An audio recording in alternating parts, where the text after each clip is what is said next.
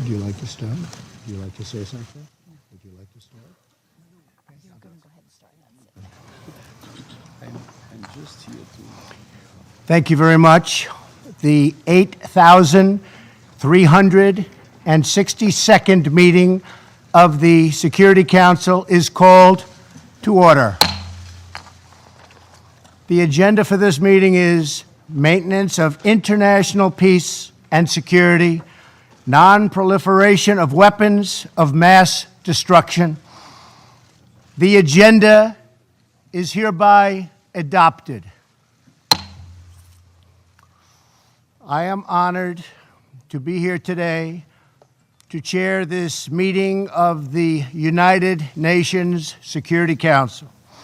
It is also my privilege to welcome the distinguished heads of state, heads of government, ministers, and other leaders and representatives here with us. Thank you. I also wish to warmly welcome Secretary General Antonio Guterres for joining us. Thank you very much, Mr. Secretary General. The Security Council will now consider item 2 of the agenda. I will make a statement in my capacity as President of the United States of America. It is a great honor to be here today at this UN Security Council briefing to discuss a matter of urgent importance concerning and countering the proliferation of deadly chemical, biological, and nuclear weapons and the means to deliver them. The nations of the world have long recognized that certain weapons are so dangerous and can inflict so much suffering that all of us have a vital interest in preventing their further development, spread, and use. Since my inauguration, the United States has taken bold action to confront these sinister threats. Many of us are rightly focused on the dangers of nuclear weapons, but we must never forget the risk posed by biological and chemical weapons. The United States was one of the first nations to unilaterally renounce the use of biological weapons, and since World War I, we have led international efforts against the scourge of chemical warfare. Most recently in Syria, we have twice imposed severe consequences on the Assad regime for using chemical weapons against innocent civilians. I want to thank Prime Minister May and President Macron for their country's close partnership in those efforts last April. The Syrian regime's butchery is enabled by Russia and Iran. The Iranian regime exports violence, terror, and turmoil. It illicitly procures sensitive items to advance its ballistic missile program and proliferates these missiles all across the Middle East. The regime is the world's leading sponsor of terror and fuels conflict across the region and far beyond. A regime with this track record must never be allowed to possess a nuclear weapon. For this reason, I announced earlier this year that the United States would withdraw from the Iran nuclear deal. This horrible one-sided deal allowed Iran to continue its path towards a bomb and gave the regime a cash lifeline when they needed it the most. They were in big, big trouble. They needed cash. We gave it to them. In the years since the deal was signed, Iran's aggression only increased. The regime used new funds from the deal to support terrorism, build nuclear-capable missiles, and foment chaos. Following America's withdrawal, the United States began reimposing nuclear-related sanctions on Iran. All U.S. nuclear-related sanctions will be in full force by early November. They will be in full force.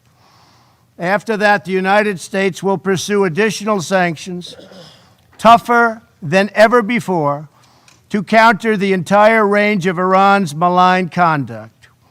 Any individual or entity who fails to comply with these sanctions will face severe consequences. I ask all members of the Security Council to work with the United States to ensure the Iranian regime changes its behavior and never acquires a nuclear bomb. With all of this said, I want to thank Iran, Russia, and Syria for, at my very strong urging and request, substantially slowing down their attack on Idlib province and the 3 million people who live there in order to get 35,000 targeted terrorists. Get the terrorists, but I hope the restraint continues. The world is watching. Thank you also to Turkey for helping to negotiate restraint. Anything the USA can do to help resolve this problem in order to save perhaps even hundreds of thousands of lives, maybe more, we are willing and able. We are available to help. In my remarks yesterday to the United Nations General Assembly, I laid out my administration's commitment to building a more just and peaceful future. Regrettably, we found that China has been attempting to interfere in our upcoming 2018 election, coming up in November, against my administration. They do not want me or us to win because I am the first president ever to challenge China on trade. And we are winning on trade. We are winning at every level. We don't want them to meddle or interfere in our upcoming election.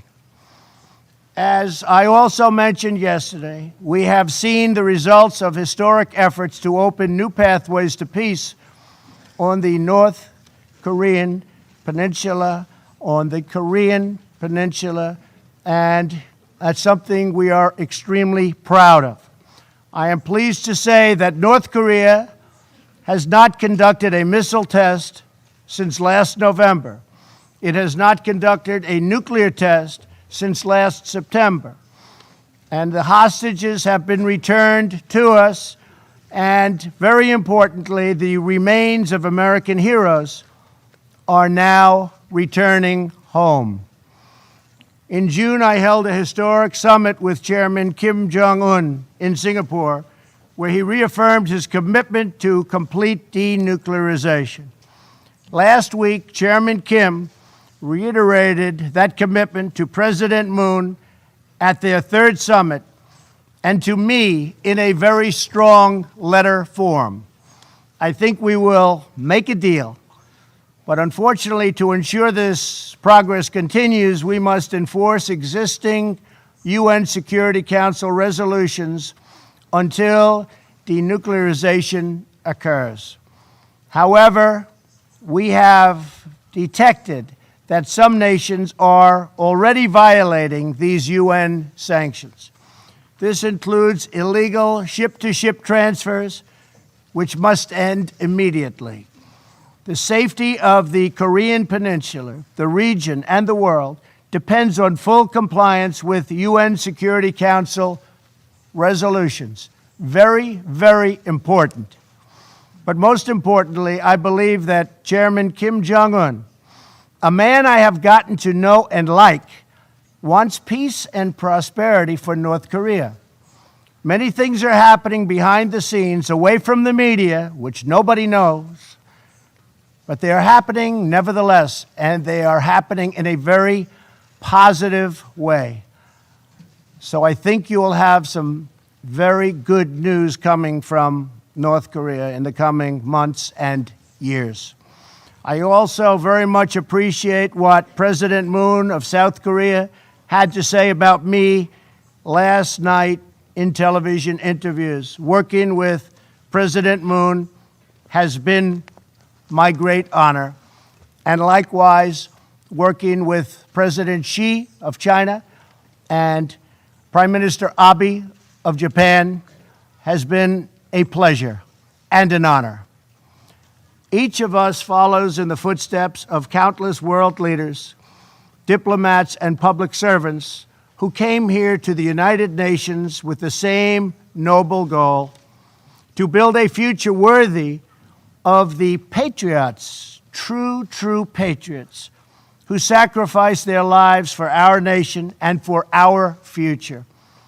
To be successful, we need a commitment of every nation represented in this chamber. Acting together, we can replace the horrors of war with the blessings of safety and the beautiful promise of peace. Thank you very much. I now resume my function as President of the Security Council and give the floor to the President of France.